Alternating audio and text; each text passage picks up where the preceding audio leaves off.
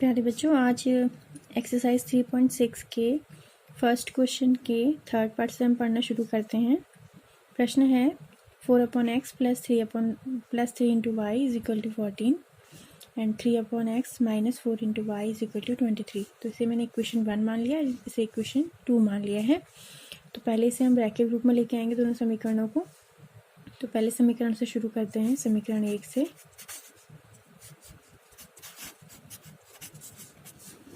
4/x plus 3y is equal to 14 हमें दिया है।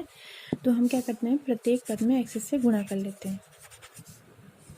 प्रत्येक पद में x से गुणा करने पर, ये हम x से गुणा क्यों करें, ताकि जो नीचे x है वो हमारा हट जाए। तो हम x से गुणा करें प्रत्येक पद में, x गुणा 4/x प्लस x गुणा 3y plus is equal to x गुणा 14। तो यहाँ x से x कटा, यहाँ बचा 4, यहाँ x और 3y का गुणा हो गया 3xy हमें प्राप्त हुआ, और यहाँ x और 14 का गुणा हो गया 14x हमें प्राप्त हुआ। तो ये इस प्रकार से समीकरण 1 रहा। और चाहें तो इसे ऐसा कर सकते हैं कि 4 को इधर ले जाके 14x को यहाँ भी लाया जा सकता है, या 3xy को हम इधर ले लें।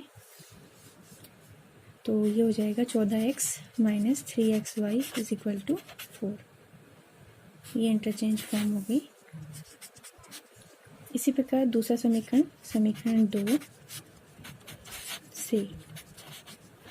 समीकरण 2 हमें दिया है 3/x minus 4y is equal to 23। तो यहाँ भी हम प्रत्येक पद में x से गुणा कर लेते हैं। x गुणा 3/x माइनस 4y गुणा x बराबर 23 इंटू x। तो x से x कटा, यहाँ बचा 3, यहाँ बचा माइनस 4xy या yx जो भी आप रखना चाहें, और यहाँ बचा 23x। ये हो गया समीकरण नंबर 2। और यहाँ भी हम चाहें तो एक्स वाई को इधर ले जा सकते हैं। तो ये हो जाएगा 23x plus 4xy is equal to 3। तो दोनों समीकरणों को सीध में लिख लेते हैं। समीकरण 1 था 14x माइनस 3xy बराबर 4। तो यहाँ अगर हम देखें, अगर से विलोपन विधि से हम हल करना चाहें, तो यहाँ पर ना x के गुणांक बराबर है, ना ही xy के गुणांक बराबर हैं। तो अगर एक्स वाई के गुणांकों को बराबर करना है तो हमें 4 और 3 का लॉग यानी 12 लाना होगा। तो पहले समीकरण को हम 4 3 12 यानी 3 से गुणा करेंगे, और दूसरे समीकरण को 3 चक्को 12 यानी 4 से गुणा करेंगे। तो यहाँ लिखते हैं समीकरण, ये हमारा नीचे वाला जो था समीकरण 1 था, समीकरण 1 को 4 से व 2 को 3 से गुणा करने पर, तो देखिए क्या प्राप्त होता है। यहाँ पे लिख लेते हैं इनको, या गुणा कर लेते हैं सीधे। 3 से 23 का गुणा करेंगे तो कितना आ जाएगा, 3 3 9, 3 दूना 6, 69x हमें प्राप्त होगा, प्लस 3 चक्को 12 xy इज इक्वल टू 3 3 9। ये नया समीकरण है। इसी प्रकार 14 को 4 से गुणा करेंगे तो 14 चक्को 56,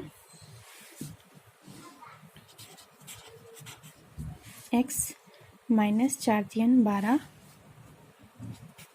xy इज इक्वल टू 4 चक्को 16। अब हम विलोपन विधि से हल करेंगे। तो यहाँ इन पदों को हम हल कर सकते हैं क्योंकि ये सेम है और अपोजिट साइन इनके हैं। अब इनको जोड़ लेते हैं। तो ये हो जाएगा 9 6 15, हासिल लगा 1, 6 5 11 और 1 12, x इज इक्वल टू 16 और 9 25। तो x का मान निकालने के लिए हमें इस 125 को बट्टे में लेना पड़ेगा। तो 25 बट्टे 125 हमें प्राप्त हो, भाग देंगे तो 25 से कम 25 और 25 पंजे 125, यानी x का मान कितना प्राप्त हो गया, 1/5। अब x का मान हम किसी भी एक समीकरण में रख सकते हैं। x का मान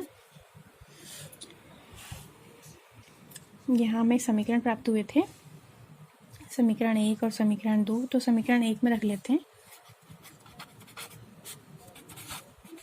समीकरण 1 में रखने पर समीकरण 1 का मान था 14x माइनस 3xy बराबर 4। तो समीकरण 1 से में x का मान 1/5 रखते हैं। 14 गुणा 1/5 माइनस 3 गुणा 1/5 गुणा y बराबर 4। 14 गुणा 1/5 यानी 14/5, 3 गुणा 1/5 यानी 3/5 y बराबर 4। अब हमें y का मान निकालना है। ये ऐसे कर सकते हैं, दोनों का हर 5 है तो कॉमन ले लेते हैं। तो 14 माइनस 3y बराबर 4 इस तरीके से हमें प्राप्त हुआ। तो 5 का हम इसे तिरछे में पंचगुणन कर लेंगे तो 5 को 20 इधर आ जाएगा और यहाँ रहेगा शेष 14 माइनस 3y बराबर 20। तो 3y का मान हमें निकालना है तो 14 का पक्षांतर कर देते हैं। तो हमें प्राप्त हुआ माइनस का 3y बराबर 20 माइनस 14 यानी कि 6। तो माइनस 3y बराबर 6 है। तो y का मान कितना प्राप्त हुआ? 6 बट्टे माइनस का 3 यानी कि माइनस का 2। तो इस प्रकार हमें यहाँ x का मान प्राप्त हुआ 1/5 और y का मान प्राप्त होता है माइनस का 2।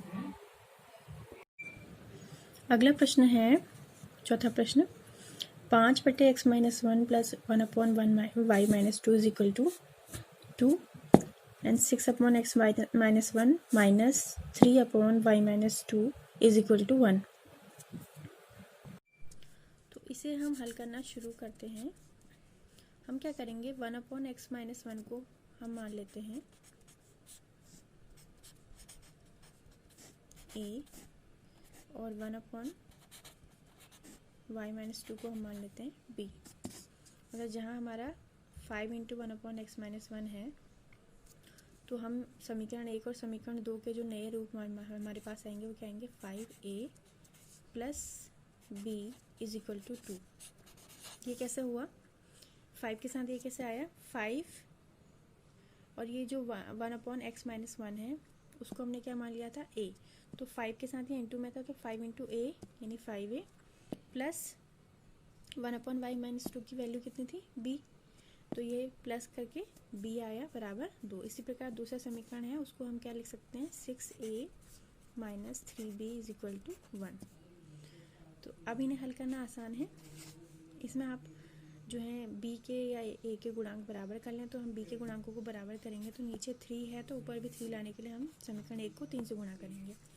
समीकरण 1 को 3 से गुणा करने पर ये हो गया 5 × 3 15 प्लस 3 × b 3b प्लस 2 3 6 और नीचे ऐसे ही रहा 6a minus 3b is equal to 1।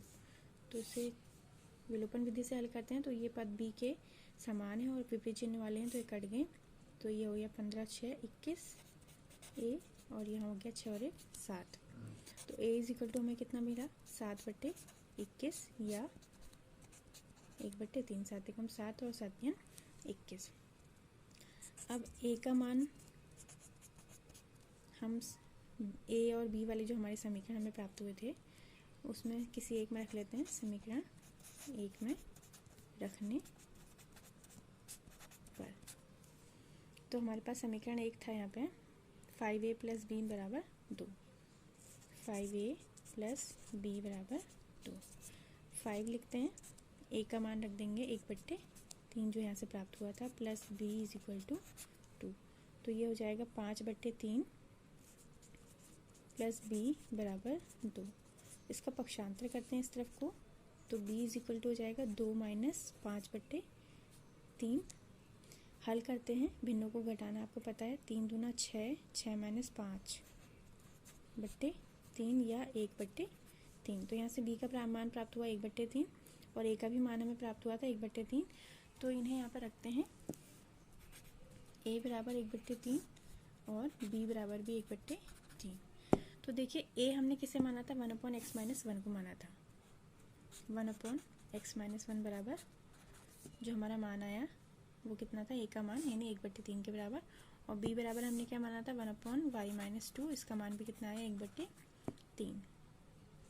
तो अगर हम इनको पलट दें तो सीधे x-1 का मान कितना आएगा 3 और y-2 का मान कितना आएगा 3। तो यहाँ हमें x और y के पदों में दो समीकरण हमें प्राप्त हो गए, इसको मैं 3 और 4 मान लेती हूँ समीकरण नंबर, और इनको हम हल करते हैं। तो यहाँ पर हमें x का मान जो प्राप्त हुआ x-1 बराबर 3, 1 का पक्षांतर कर लेते हैं तो x बराबर हो जाएगा 3 + 1 बराबर 4, यानी x का मान कितना प्राप्त हुआ 4। ऐसे ही अगर हम 2 का यहाँ को पक्षांतर कर लें तो y = हो जाएगा 3 + 2, यानी y = कितना प्राप्त हो जाएगा 5। तो यानी हमें जो मान निकालने थे वो x और y के ही निकालने थे, क्योंकि हमें जो समीकरण दिए थे x और y के पदों में दिए थे, तो हमने इन्हें a में और b में कन्वर्ट कर लिया था, इसलिए हमें a और b के मान प्राप्त हुए थे हल करने पर। लेकिन हमें फाइनल मान किसके निकालने थे, x और y के। तो x और y के मान इस प्रकार प्राप्त हो गए, x बराबर 4 और y बराबर 5।